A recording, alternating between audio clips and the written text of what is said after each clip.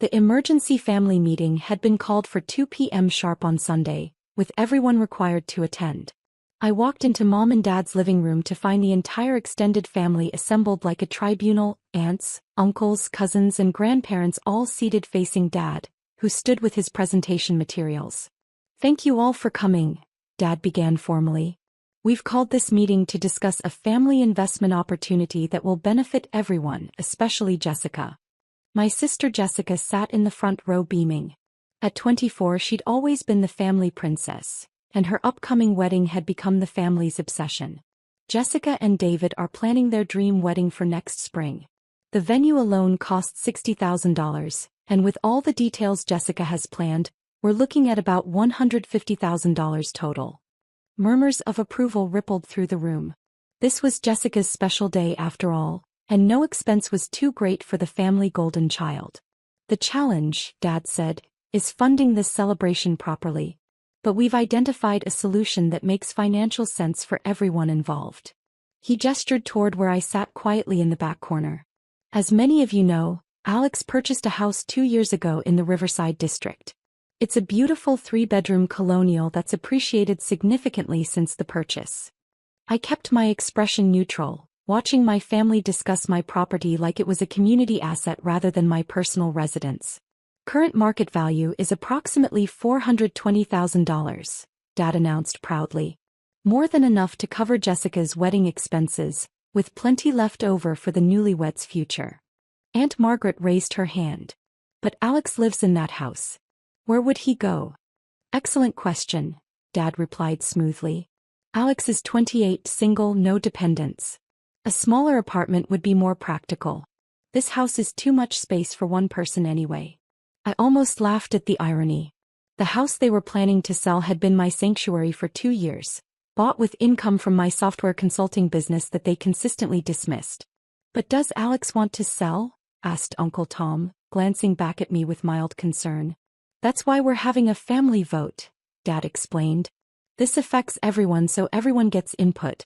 Alex will understand that sometimes individual preferences need to give way to family priorities." Jessica stood up dramatically. "I know this is a big sacrifice," she said, her voice quivering. "But it would mean everything to David and me."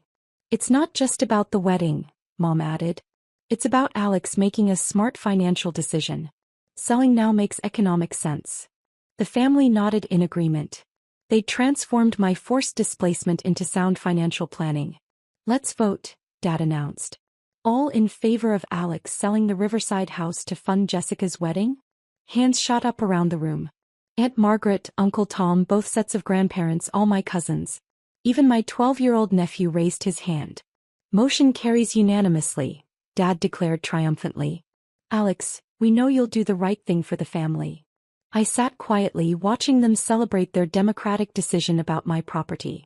What they didn't know was that their vote had no legal bearing on my house whatsoever. "When do we list it?" Jessica asked eagerly. "I'll call the realtor tomorrow," Dad replied. "We want to move quickly in this market." "Actually," I said quietly, "you might want to check with the bank before listing anything." Dad looked confused. "What do you mean?"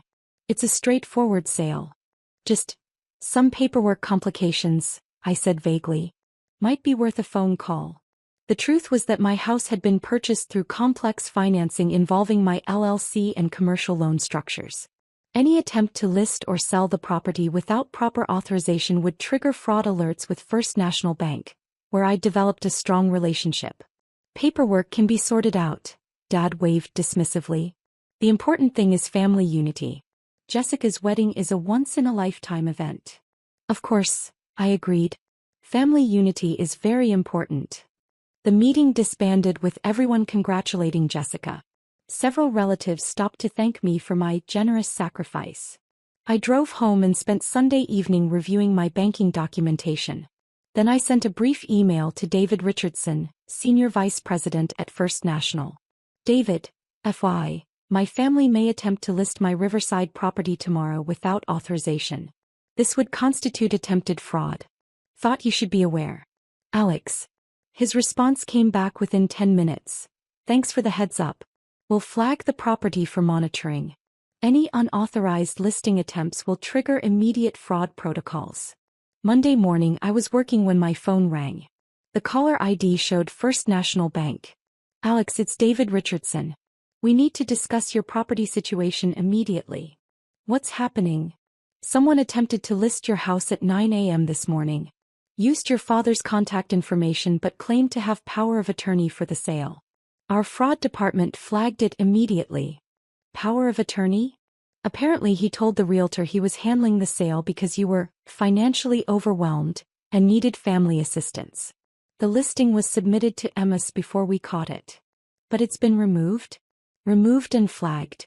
But Alex, this is serious. Unauthorized property listing is attempted fraud.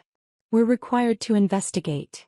2 hours later, I sat in David Richardson's office at First National, reviewing the attempted listing documentation. My father had tried to list my house, claiming family power of attorney that didn't exist.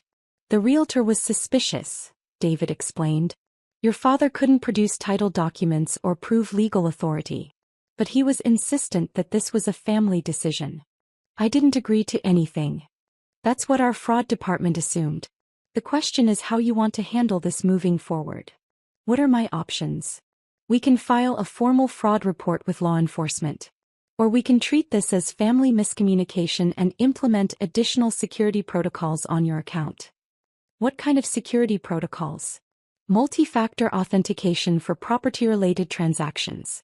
Immediate notification if anyone attempts to access your account.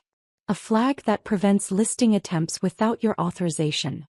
That sounds appropriate. David pulled out paperwork. Your father indicated he'd be handling all communication about the sale. The realtor has been calling him about why the listing was pulled. What did Dad tell them? According to the realtor, he's claiming computer error and wants to relist immediately. So he's not giving up. Alex, did you authorize your father to sell your house? No. The family held a vote yesterday about selling my house to pay for my sister's wedding. They voted yes and assumed that settled the matter. David's expression shifted to concern. They voted to sell your personal property without consent? They thought it was a democratic family decision. Alex, that's not how property ownership works. No one can vote to sell someone else's house. I know that. But my family doesn't understand the concept. This is more serious than I initially thought. Your father isn't just confused about paperwork, he's attempting to liquidate your assets without permission. David picked up his phone. I'm calling our bank president. Margaret Chin has dealt with family financial abuse cases before. 20 minutes later, Margaret Chin, president of First National Bank, sat across from us reviewing documentation. A sharp woman in her 50s, she'd built her career dealing with complex financial situations. Mr. Alex, she said formally, this is textbook financial abuse. Family members attempting to liquidate someone else's assets. It's not malicious, I said. They genuinely think they're making good family decisions. Intent doesn't matter legally, Margaret replied. Unauthorized property listing is attempted fraud. He pulled out a thick folder. We see this often. Adult children whose families assume they can make financial decisions for them. Parents who think family votes override property rights. What usually happens in these cases? Depends on how far the family is willing to go. Some back down when confronted with legal reality. Others escalate until law enforcement gets involved. I don't want to destroy my family relationships. Then your family needs to understand boundaries immediately, Margaret said firmly. She handed me a business card. I'm going to call your father directly. Sometimes family members need to hear from bank officials that their actions constitute fraud. You'll call him this afternoon. I'll explain that further attempts to list your property will result in law enforcement involvement. That evening my phone started ringing. First Dad, then Mom, then Jessica, then relatives. I let them go to voicemail. The voicemails were progressively frantic. Dad, Alex, there seems to be confusion with the bank. Call immediately. Mom, what did you tell the bank? They're saying we committed fraud. Jessica, Alex, you're ruining my wedding. How could you sabotage family? I finally called Dad back around 7 p.m. Alex, what did you do? He demanded. I protected my property from unauthorized sale attempts. Unauthorized? We held a family vote. Everyone agreed this was the right decision. Dad, you can't vote to sell someone else's house. That's not how property ownership works. But it's for Jessica's wedding. It's a family investment. It's my house. I didn't agree to sell it. So you're willing to destroy your sister's dreams over a house you don't need? I'm willing to maintain ownership of my property. There was a long pause. The bank president said if we try to list the house again, she'll call the police. That's correct.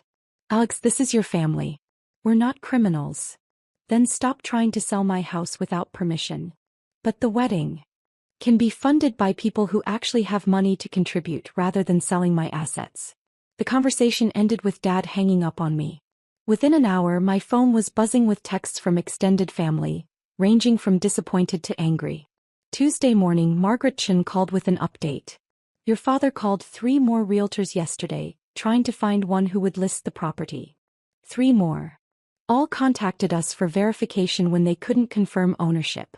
We've flagged your property with every major realtor. So they know not to list it? They know any listing attempts will be reported as fraud.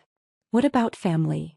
I suspect they're learning that family votes don't override property laws. How are they handling this? Not well.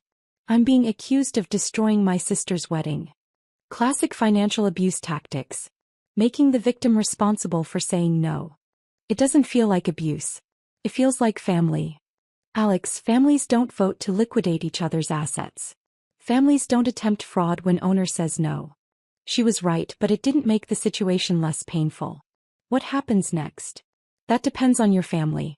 If they accept your house is not for sale, this ends. If they continue attempting to circumvent property rights, we escalate to law enforcement. 2 weeks later, Jessica's wedding was scaled back to $25,000. Relatives contributed, but nobody tried selling houses. Family relationship has been strained but healing. They learned family votes don't create legal authority. I learned boundaries require intervention. Chin was right about financial abuse being common. What feels like loyalty can be manipulation. Jessica got married. Kept my house. Family learned property ownership isn't group decision. Fraud alerts got attention. Professional intervention creates boundaries.